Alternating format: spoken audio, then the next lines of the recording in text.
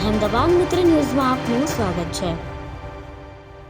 ગુજરાત એટીએસે કટ્ટરપંથી વિચાર ધરાવતા 2 આરોપીઓની ધરપકડ કરી છે। આરોપીઓ સોશિયલ મીડિયા મારફતે દેશ વિરોધી કાવતરું રચી ગઝવાએ હિન્દની સ્થાપના કરવાની વિચારીને હુમલો કરવાની તૈયારી કરતા હતા। આરોપી આતંકવાદીઓ બોમ્બ બનાવવાની તૈયારીમાં હતા। દેશ વિરોધી પ્રવૃત્તિઓની ચેટ પણ મળી આવી છે કે જેમાં આરોપીઓએ લખ્યું છે કે ખુલ્લેઆમ કાફિરો કો મારેંગે ફિર શરિયત હોગા। આરોપીઓ પાસેથી વાંધાજનક સાહિત્ય પણ મળી આવ્યા છે જેની હાલ તપાસ ચાલી રહી છે। ગુજરાત એટીએસના પીએસઆઈ એપી પરમારને બાતમી મળી હતી કે સિદ્ધપુર ખાતે રહેતો ઇરફાન પઠાણ નામનો 22 વર્ષનો યુવક ઇસ્લામી કટ્ટરપંથી વિચારધારા ધરાવે છે અને તેના મળતિયાઓ સાથે મળીને ભારતમાં ગઝવાએ હિન્દની સ્થાપના કરવા હુમલો કરવાનું કાવતરું ઘડી રહ્યો છે।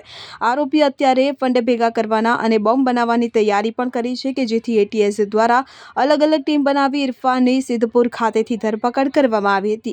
ઇરફાન સામે ગુનો નોંધી તપાસ કરવામાં આવી રહી છે। આ દરમિયાન ઇરફાન સાથે મુંબઈનો મુર્શિદ નામનો 21 વર્ષીય યુવક પણ જોડાયેલો હોવાનું સામે આવ્યું છે। એટીએસે મુર્શિદ શેખની પણ મુંબઈથી ધરપકડ કરી હતી। તપાસ કરતા મોબાઈલમાંથી કટ્ટરપંથી સાહિત્ય મળી આવ્યું હતું। આ ઉપરાંત દેશ વિરોધી પ્રવૃત્તિઓ કરવા માટે પ્લાનિંગની ચેટ પણ મળી આવી હતી। બંને આરોપીઓની ધરપકડ કરીને બંનેના 11 દિવસના રિમાન્ડ મેળવી એટીએસ દ્વારા વધુ તપાસ કરવામાં આવી રહી છે।